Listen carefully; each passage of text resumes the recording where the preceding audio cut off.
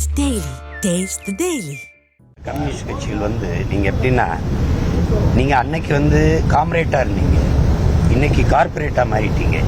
நீங்கள் எந்த பொது பிரச்சனைக்கு களத்தில் நிற்கிறீங்க வரீங்க.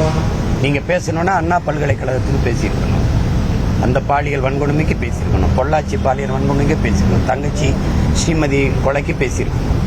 ஒரு 9ஆம் படிக்கிற பிள்ளையை ஒரு 4 ஆசிரியர்கள் சேர்ந்து அது வலுக்கட்டாயமாக உறவு வச்சு கற்பமாக்கிட்டதுக்கு பேசியிருக்கணும்.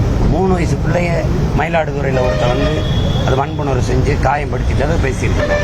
மனநலம் பாதிக்கப்பட்ட பெண்ணை 7-8 பேர் சேர்ந்து வன்புணர்வு செஞ்சதை பேசியிருக்கணும்.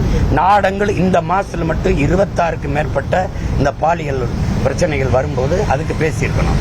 எந்த பிரச்சனைக்கும் பேசாம இதுல பேசும்போது நீங்க நீதிமன்றமே சொல்லாத போது நீ பாலியல் குற்றவாளின்னு எப்படி ஒரு பொறுப்பு மிக்க மாநில தலைவர் பேச முடியும்? திரு சீமான் அவர்களுடைய இந்த பிரச்சனைகள் எல்லாம் பூரா கம்யூனிஸ்டுகள் என்ன செய்தார்கள் என்று அவர் கேட்பது, அவர் பட்டியலிட்ட எல்லா பிரச்சனைகளிலும் மார்க்சிஸ்ட் கம்யூனிஸ்ட் கட்சி அதனுடைய வர்க்க வெகுஜன அமைப்புகள் கள போராட்டத்திலே நின்று நாங்கள் பலவற்றில் வெற்றி பெற்றிருக்கிறோம் என்பதை என்னால் நெஞ்சை நிமிர்த்தி சொல்ல முடியும். இந்த போராட்டங்கள் நடைபெற்ற காலம் முழுவதும் திரு சீமான் அவர்கள் கருத்து கந்தசாமியாகவும் வாயால் வலை சூடுகிற வேலையை மட்டும் செய்து கொண்டிருந்தாரே தவிர அவர் கள போராட்டத்திற்கு என்றைக்குமே வந்ததில்லை என்பதை சம்பந்தப்பட்ட பிரச்சனையால் பாதிக்கப்பட்டிருக்கிற மக்கள் அறிவார்கள்.